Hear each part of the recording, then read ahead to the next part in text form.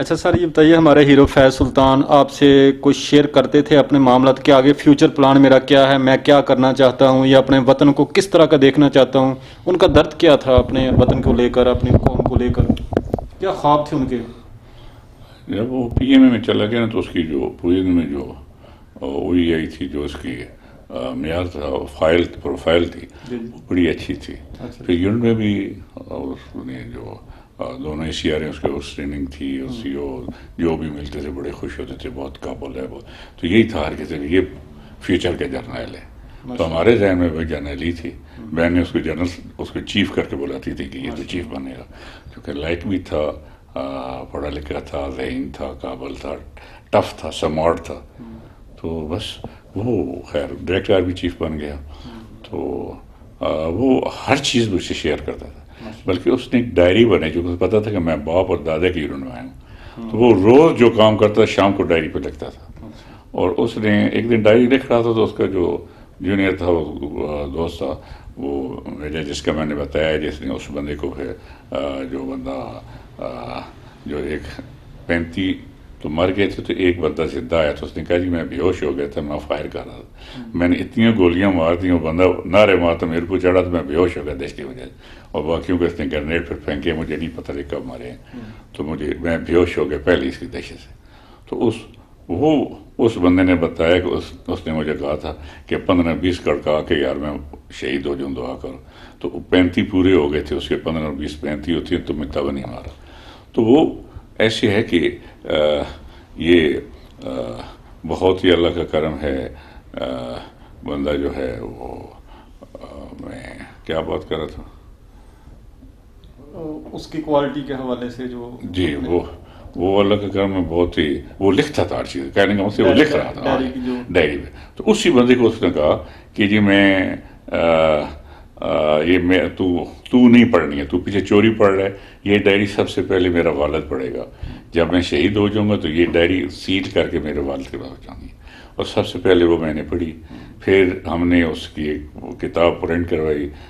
زید حامد صاحب اور احمد قریشی اور بہت سے لوگ ہم نے NCA میں وہ کے حال میں وہاں اس کی وہ کروائی. وہ میں نے کھولی اور وہاں لوگوں کے سامنے میں نے اوپن کی. تو اللہ کا کرم اس نے وہ ڈائری اس میں ایک بات اس لکھی، ایک دن میں نے فلان دن کیا ہوا ہے، فلان کیا ہوا ہے. اس میں جو قابل ذکر کوئی ایسا واقعہ جو آپ کے ذہن کو ہٹ کر گیا ہو کہ یار یہ اس کی اپنا تھی پنچ لائن ہے ڈائری کی، کوئی شیئر کرنا چاہیں اس حوالے سے؟ جی اس میں لکھا ہے نا کہ ایک اس نے نظم لکھی ہے کہ، اور ساتھ میں لکھا ہے کہ میں پہلے لکھا ہے کہ وہ مجھے بچپن میں بڑا ڈر لگتا تھا. یعنی کہ اس نے بچپن میں کوئی 3 باتیں بتائیں ہیں. چھوٹا سا تو ایک ہمارے گاؤں کے ایک نائی تھے، ان کا ایک بچہ تھا. تو وہ اسکول کے پاس جانے کے لیے اس راستے میں گھر تھا تو وہ ان کو ڈراتا تھا. وہ بچہ تھا پہلے لیا جب اسکول گیا کہتا تھا مجھے مانو نائی سے ڈر لگتا تھا. پھر اس نے کہا جب ہم تھے لاہور میں تھے، پڑھ رہے تھے، ہمارے جسٹس کوارٹر سے ایک ساغری ایک صوبیدار تھا غلام دین، اس کے 8-10 بچے تھے، بہت زیادہ بچے تھے. تو وہ بچے اس کو ڈراتے تھے، کہتے تھے مجھے غلام دین کے بچوں سے ڈر لگتا، وہ مارتے جاتے تھے، اکیلا بچہ تھا. پھر اس نے کہا جی کہ مجھے جب بہت چھوٹا تھا تو میں اس کو میری رات کو ڈیوٹی ہوتی تھی تو یہ میرے ساتھ تیار ہو گیا تو میں اس کو کہتا تھا کہ وہاں ٹینک کا بچہ ہے مارے گا. تو وہ میری MT میں ڈیوٹی تھی، یہ میرے ساتھ چلا گیا تھے کر کے. تو وہاں چونکہ میں نے اس کو چوری لے گیا تھا، سلانا تھا، تو یہ وہ میں نے کہا اٹھنا نہیں ہے کہ کوئی آ گیا.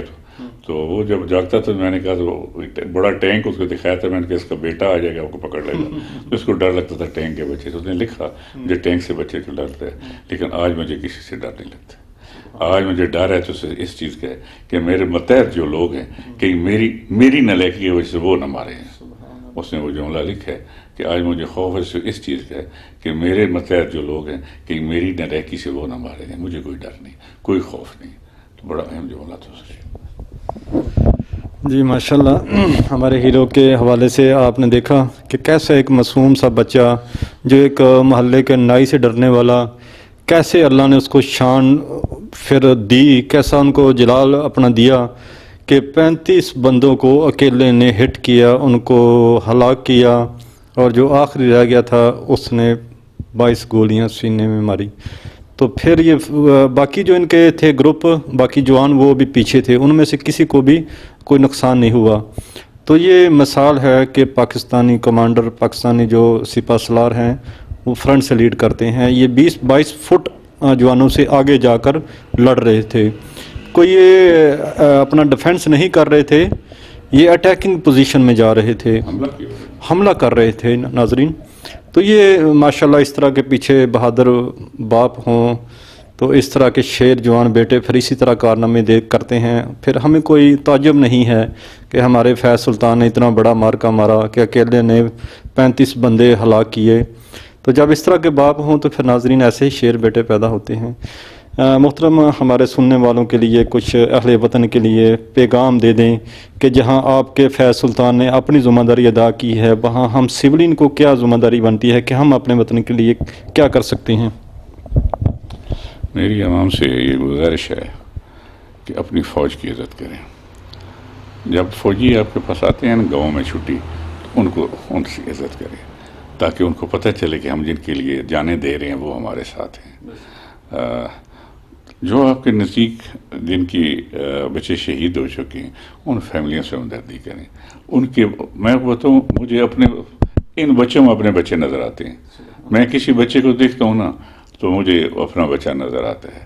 میں کی شادی ہو رہی ہے تو مجھے اپنے بچے کے لیے محسوس ہوتا ہے. میں باپ تو ہوں نا، مجھے محسوس تھا. میرے بچے کی کورس میٹ لڑکوں کی جب شادی ہوئی تو مجھے تھا کہ آج میرے بچے کی شادی ہوتی اگر ہوتا تو.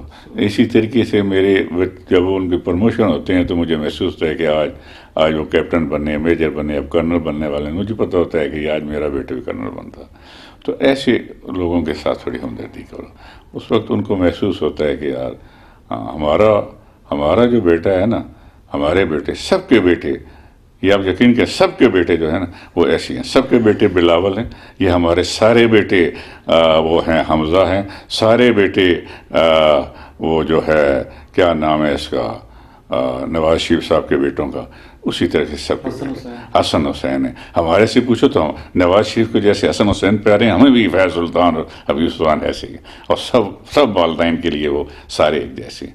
تو اس لیے جو قربانی دیتا ہے وہ صرف قوم کی خاطر دیتا ہے، آپ لوگوں کی محبت میں دیتا ہے، آپ لوگوں کی حفاظت میں دیتا ہے. آپ دیکھیں افغانستان کی فوج کمزور تھی نا تو کیا ہوگا؟ آپ دیکھیں آج روس کی جنگ ہو رہی ہے، وہاں جس ملک ساتھ ہو رہی ہے اس کی فوج کمزور ہے، وہ برباد ہو رہے ہیں. آپ لوگوں پہ بڑے بڑے حملے ہوئے ہیں. آپ دیکھ لیں کب سے شروع ہوئے. جب رشیا تھا اس وقت ہم پہ کیا ہوا. جب امریکہ نے کتنا دباؤ دیا کہ آپ کی بہادر فوج نہ ہوتی تو امریکہ یہاں سے واپس نہ جاتا، ادھر آتا. تو یہ آپ کی فوج کی وجہ سے ہے. فوج کی عزت کریں.